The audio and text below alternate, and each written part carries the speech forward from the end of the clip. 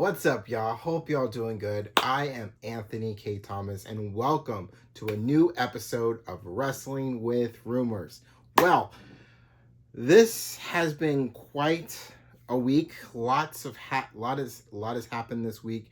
As I am recording this on Saturday, April 3rd. Saturday, May 3rd. Apologies. And when this drops, it'll be May 4th when this drops, which is Sunday, when this usually comes out. But I'm bringing up the date of when I am recording this because as I am recording this, in the time that I release this, there might be more WWE releases. As we know, sometimes during February and especially after WrestleMania, there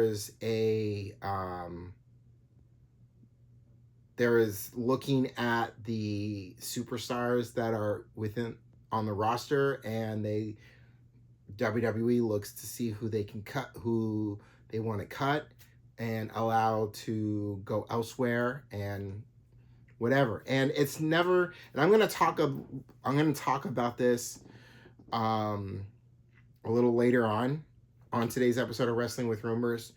And I'm going to say this again when I get to it, but I just want to say real quickly that it's never fun to hear when someone loses their job, whether it's in professional wrestling or whatever it is that job happens to be. If you are someone who's doing the job for whatever reason you're doing the job, whether it's your dream job, it's the job you love, you're doing it to support your family. If it's all of the above, if it's one or the other. It's never a good thing to hear when someone loses their livelihood. But the beautiful thing about it is the comeback. Is looking at whether being released or getting fired as a challenge to how are you going to react to this moment, and how are you going to capitalize on this moment?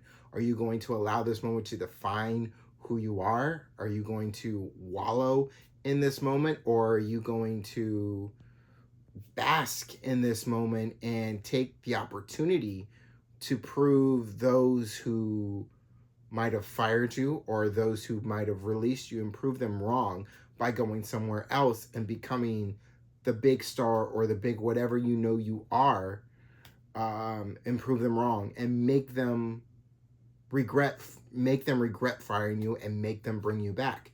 And I can say someone like a CM Punk, who I know he left on his own, but look, he came back. Look at a Drew McIntyre who was released and he came back. Look at an Aleister Black who was released and he came back. Look at a Rusev who was released and he came back.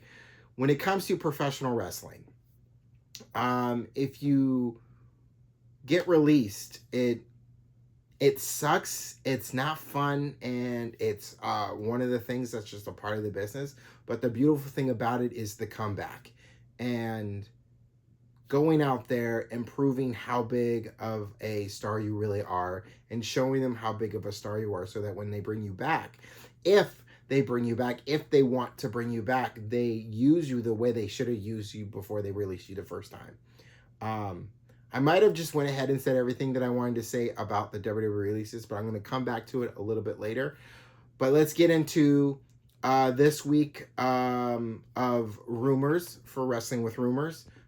Before I get started, all rumors are what they are. They are rumors. Take them with a grain of salt. Speculate wildly with these rumors, twist them and turn them how you want, but they are rumors.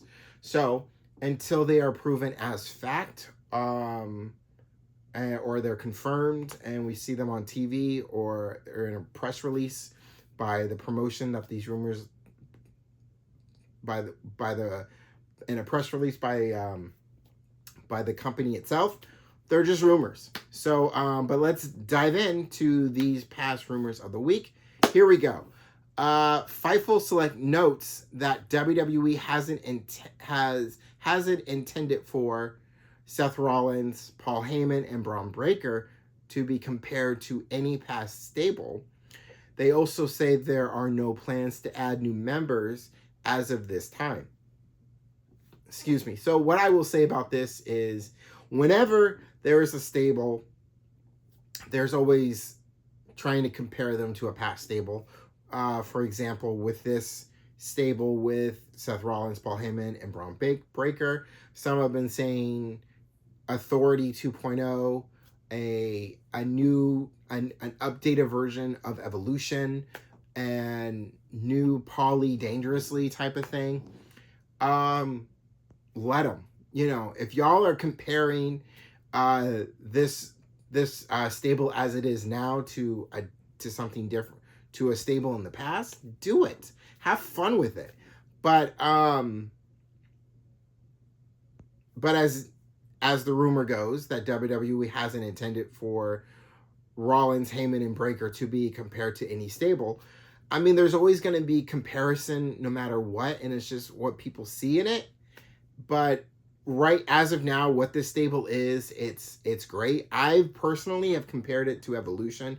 If you look at if you look at Seth Rollins as like a Triple H, if you look at Paul Heyman like a Ric Flair in a way, the wisdom that Paul Heyman has, and the wisdom that Seth Rollins has, and you look at Braun Breaker as a Batista in a way, if they do add someone, it would be adding someone who would be like that Randy Orton in a way, that Randy Orton feel. But comparison to stables, factions, that's something that's always going to happen, and it just is what it is. But I'm loving what I've seen in this past 2 weeks from this new faction or stable from Rollins, Heyman, and Breaker. And if they do add anyone else, I could see it. I could see them adding a woman. I mean, I know a lot of people are thinking that maybe now that Becky Lynch has gone heel, that maybe she'll join up with Rollins, and that would be pretty cool. And it would be pretty cool if that happened. But I think just because Seth Rollins has turned heel and now Becky Lynch has turned heel, I think it's still going to be them doing their own thing, but time will tell, right? All right, Fightful says the TLC tag team title match got rave reviews backstage, and all the members of the match came out relatively healthy, which is good. There were some worries that I had for Alex Shelby, that maybe he got hurt, especially in how he landed and how his arm was like in a particular way, or how his knee was messed up. But for the most part, they all seemed healthy. We didn't see anybody from that. We didn't see any of those tag teams on SmackDown this week, which is actually a good thing because they deserved to have that week off and rest after the show-stealing main event tag TLC match that they gave all of us and put on. So we might see them on this coming week's episode of SmackDown.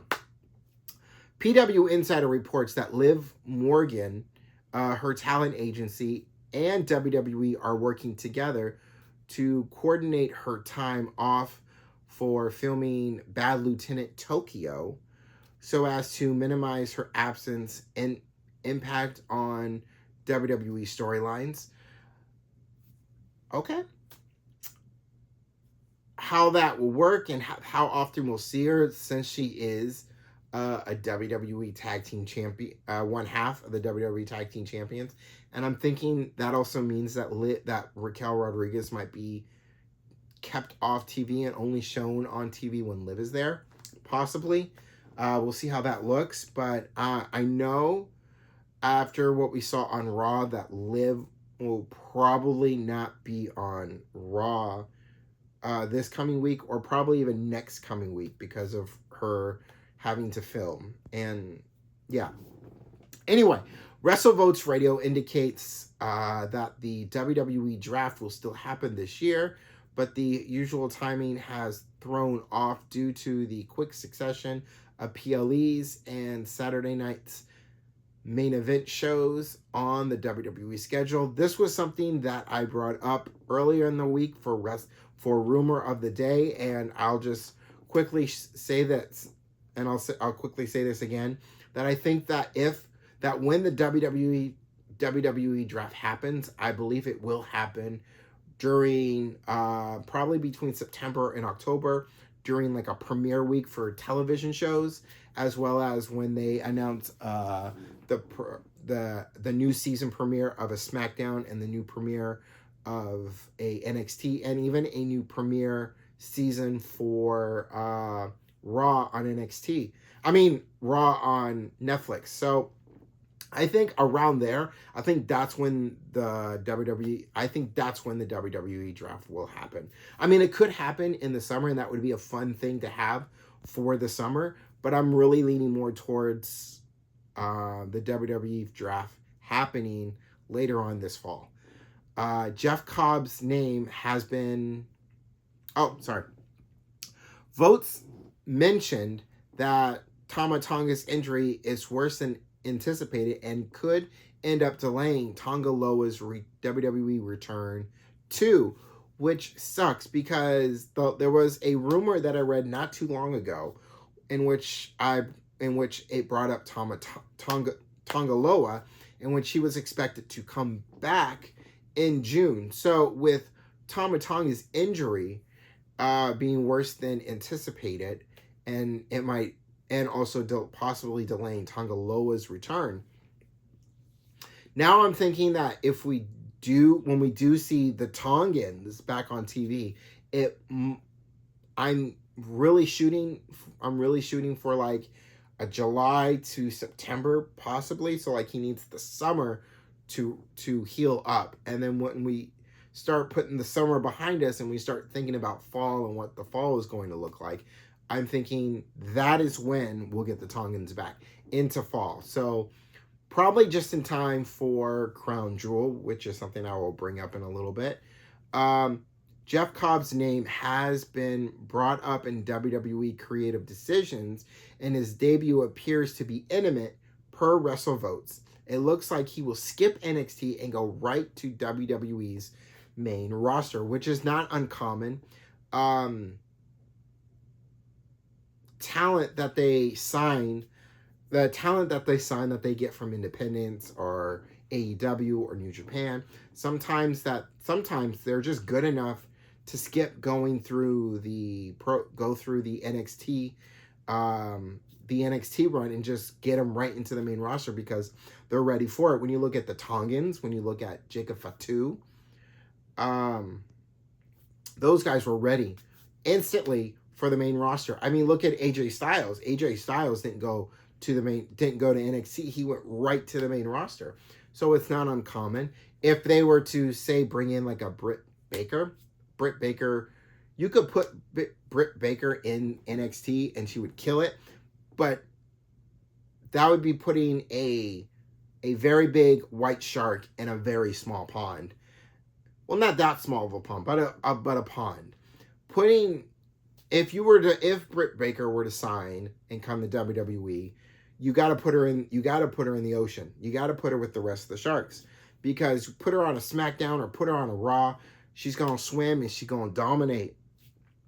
If Britt Baker were to grace us with her presence on WWE and light up the women's roster and bring her stock, bring her everything to it. If she were, we never know, and that's the beautiful thing about professional wrestling, is you never can say never. Anyway, so Jeff Cobb going right into the main roster. If that's what happens, I'm ready for it. Just all you got to do is just put who you're gonna put in the ring, play his music, and let's go. You know. Multiple outlets point out that WWE is no longer advertising Cody Rhodes for any events until the May 16th edition of SmackDown. So it looks like that is when he will return to television. If May 16th, which is honestly the week after Backlash. So if if Cody Rhodes does come back on May 16th, hearing what Cody Rhodes has to say after that WrestleMania loss, which sucks because Cody Rhodes, when you look at Cody Rhodes since returning to WWE, how it looks for him, wins at WrestleMania, he won at WrestleMania 38 when he came back to WWE and he was the surprise opponent against Seth Rollins. He won that match. WrestleMania 39, WWE Championship against Roman Reigns. He lost that match. WrestleMania 40, he wins that match and the WWE Championship. 41 loses to John Cena. So if we're looking at 42, if we're looking at a Cody Rhodes at 42, whether or not he's in the main event, I'm taking a shot in the dark and saying he's going, whoever he faces at WrestleMania 42 in New Orleans, we're looking at a win, possibly. I mean, the way the record goes, win-loss, win-loss, probably a win for 42. But as far as Cody Rhodes coming back May 16th, if he does come back on the 16th, May 16th, for SmackDown, hearing what he has to say, I'm sure all of us are very curious to what he has to say and what things look like moving forward for Cody Rhodes after that loss, and how does he get back the WWE Championship. And one last thing I will say is, if he does come back May 16th, does the build to SummerSlam begin on May 16th of a rematch between Cody Rhodes and John Cena at SummerSlam, either night 1 or night 2? I'm thinking with SummerSlam, it's night 2 main event, possibly. Anyway, moving forward, so as we saw on Monday Night Raw, as we heard from Becky Lynch on Monday Night Raw this past Monday, it was Becky Lynch that attacked Bayley. Now, I was really thinking that I was really hoping that it was Roxanne Perez that attacked Bayley, because from the rumors that we heard and what I was going off of, that, and it really, with Roxanne Perez coming to the main roster, it felt like, as a lot of the rumors were saying, that when Roxanne Perez comes to the main roster, she's going to continue her feud with Bayley. That wasn't the case. It was Becky Lynch who attacked Bayley. But curiosity in this is Becky Lynch about to start her own thing? Because, as of late, we've seen Roxanne Perez, and we've seen even Julia and even Stephanie McCurr showing up on Raw. Now, I think we can all say that we know that Roxanne Perez is absolutely in the main roster. They just haven't made it official yet, and they got to do that. And Julia seems to be on her way to the main roster. And even Stephanie McCurr, I would say, is on her way to the main roster. These are three NXT women that are, if not already, are very close to be officially on the Raw roster for the women. And I am looking forward to seeing. We've gotten a little taste of what they can do in the main roster, but to let them go and let them fly and let them swim and let them cook in the main roster on Raw, that we're going to be seeing it this year, and I'm looking forward to it, and I'm loving what I'm already seeing. And Roxanne Perez is just, she's the prodigy, but she's just a superstar who belongs in that ring, and what she can do in that ring, in the championship matches that she will have on Raw, on SmackDown. I am looking forward to it. I am a fan of hers, and I'm looking forward to what she can do, what she will do moving forward. But as far as Becky Lynch goes, and this heel turn, and telling us why she went after Becky Lynch, and the match that is going on between Lyra Valkyria and Becky Lynch a week from Saturday at Backlash for the Women's Intercontinental Championship. I am here for the ride, and I'm loving it so far. Now, as far as let's get to some AEW stuff real quick. So, as far as the Owen Hart tournament goes, and in the finals, so as far as it goes, with Mercedes Moné facing Julia Harper, it's not Julia Harper. Sorry. As far as Mercedes Moné goes in the finals, and Adam Page versus Will Ospreay, as far as Mercedes Moné's match goes, I see it. I still see it being Mercedes Moné in the winning at Double or Nothing to get that. Excuse me, to get that championship match against Toni Storm at All in Texas. Now, as far as it being between Will Ospreay and Adam Page, there's a case to be made that it should be Adam Page, and there's a case to be made that it should be Will Ospreay. I know Adam Page and Will Ospreay are gonna tear the roof off. They're gonna break it down, and it's gonna be a very close match.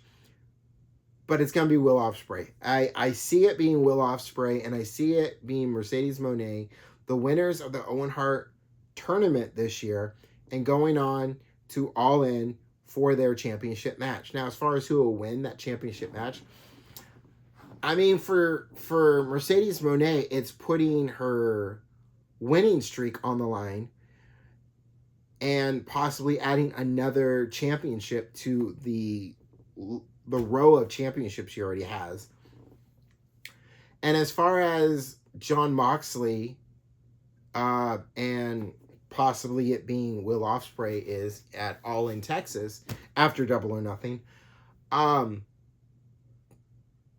mean, all final decisions go through Tony Khan, as it is very clear and obvious. So, and Tony Khan has said that he does like how the championship run for Jon Moxley is going.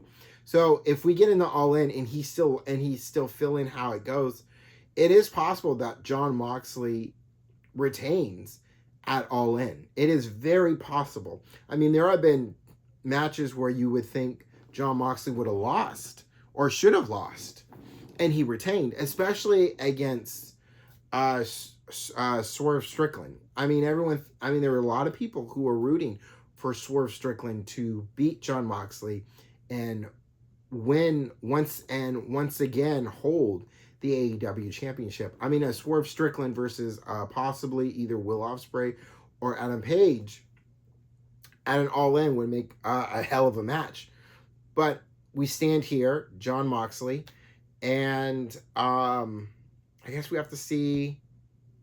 I mean, we'll have to watch how it plays out on Double or Nothing, but as far as who I think will win at Double or Nothing in the Owen tournament, I'm seeing Will Ospreay and Mercedes Moné as winners of that. And also, as far as it goes for Adam Copeland has stated that it takes him a lot longer to get himself healed up as far as like walking, because he walks with a limp for a while, and he's taking that as a sign to hang it up. And he's got about 2 years left on this contract with AEW. So it is possible that after this contract, after he's done with this, after this run in AEW and his contract, he might actually finally hang it up and be able to retire on his time instead of being forced to because of the neck, but this time actually being able to retire for his time. So all you just gotta hope is that Adam Copeland stays safe, keeps having fun, and look forward to seeing him back on TV when he gets back on TV. Oh, and also another thing that I wanted to bring up before I get to the releases is that WWE just announced their takeover of Perth in Australia, and it will begin Friday, October 10th for SmackDown, and then continue on the 11th for Crown Jewel Perth. Now, this is the first time that Crown Jewel will not be in Saudi Arabia. For the first time, I mean, this is, and it's cool though. Honestly, I feel like this is cool that we're getting Crown Jewel somewhere else, because for a while that Crown Jewel was just the PLE that was only shown, that was just for Saudi Arabia. But the fact that Crown Jewel is going to another country for the first time, it's different, it's new, it's a good thing.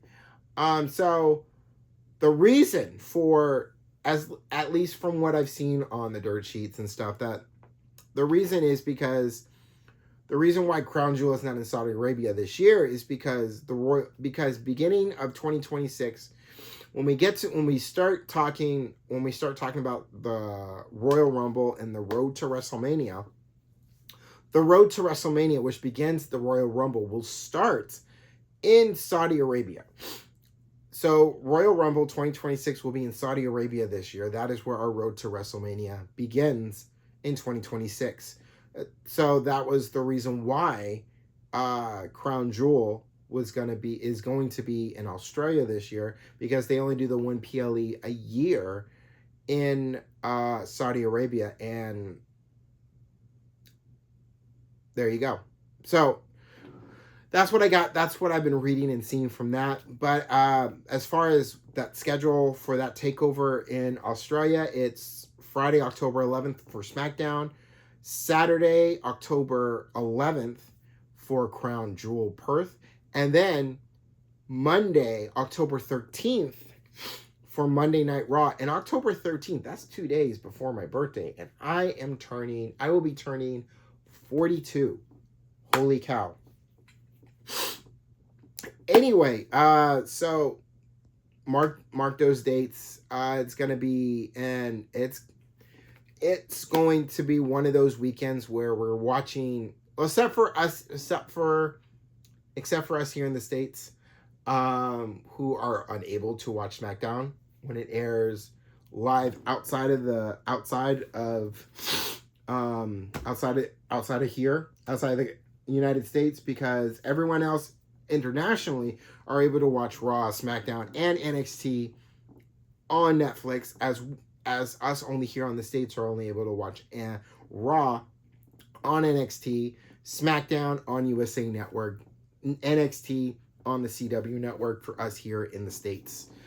But as far as Raw goes, when we hit Monday, October 13th, that is an early time for Monday Night Raw. Looking forward to it. It's an early time for Crown Jewel Perth as well. Now, let's get into it. So SmackDown was a little off, and I say that, at least it felt a little off to me, and I say that because the names of the people who were getting released were coming in, especially like before and during and after SmackDown. So everything just felt off, and everybody, a lot of people, including myself, I was enjoying SmackDown. I mean, SmackDown was SmackDown. It was good for what it was, but it just felt off because of the releases. And usually when you hear about these releases and they're coming, and when you usually hear about them while you're watching the show, it always feels off. There's a weird feeling, there's an off feeling that goes on with it. But the names were Braun Strowman, Shayna Baszler, Dakota Kai, Carter and Chance, Cora Jade, Gigi Dolan, Eddie Thorpe, Riley Osborne, Jakara Jackson, Joe and Mark Coffey, Wolfgang Gallus, Ora Mensa, and Shotzi Blackheart, or just Shotzi. The ones that surprised me as far as the releases and their contracts not getting renewed, the ones that really shocked me the most was Dakota Kai and Cora Jade. Dakota Kai really shocked me because I was looking forward to her, because she was someone I was rooting for, especially as of recently, in winning the Women's Intercontinental Championship. That was her mission. And the fact that they gave her, she had those 2 opportunities and she lost in those 2 opportunities, but to not really push her to win like they did with like they did with Zelina Vega to win the women's United States Championship, it just hurts. And just to take Dakota Kai out, that one was a shocker. And same thing with Cora Jade, because Cora Jade was like the future. It's like the future in it, and for them to have Roxanne Perez walk out on Cora Jade like they did, and then not to do anything else with it, which they could have done. And just, it is what it is. It just sucks. And I'll say this, and I've said this already in the beginning of today's episode, and I'll say this again, that, when the releases happen or the contracts don't get renewed, and we as fans hear about it, it's never fun. It's never a good thing to hear when someone got released from the company or whatever it is that they do, got released or got fired from the company, especially if it's something that they love to do, if it's their dream job, or if it's this thing that they have that supports their family, and whatever it is, whether it's one of those things or all of those things, it's never a good thing when you get fired, or when you hear someone that gets fired or gets released or their contract doesn't get renewed, because it's not a good feeling. But like I said in the beginning, it could also be a blessing in disguise, because the thing that sucks is hearing about the release and getting released. But the great thing about this is it's the challenge, it's making the comeback, it's proving those who may have doubted you, or who may have fired or released you, and it's time, and it's that moment where you can either wallow in it, be sad about it, or allow this to be just the stepping stone to prove them wrong and to be the big star that you are. And in 30 days, when they are free to go and do what they got to do, I look forward to watching them wherever they end up, and taking that opportunity and proving those who they need to prove wrong, and just light it up. Like when I look at a Dakota Kai, or Gigi Dolan, or a Jakara Jackson, or a Cora Jade, I look at, or any of them, or any of those who have been released, I just look forward to seeing what they're going to do in the comeback, if they're going to make the comeback, or if they're just done professional wrestling, they're going to do something else. Whatever they decide to do, whether it's continue to light it up in the squared circle, or take this opportunity to do something else that you've always wanted to do, I hope that they kill it, and they prove who they need to prove wrong. It's all love, it's all power, positivity, it's all support. And it sucks to hear about the releases, and we can all get mad about it, and we can all say what we need to say and feel what we need to say, feel what we need to feel as fans. But let's root for them too. Let's not be mad at the company, because at the end of the day, it's a company, it's a business. They're going to do what they're going to do. Even if whether it's right or it's wrong, they're going to do what they're going to do. Let's root for the person and say, now take this, pick it up, go light it up, go prove them wrong, go shine, go get those flowers you deserve, and lay it down, prove them wrong.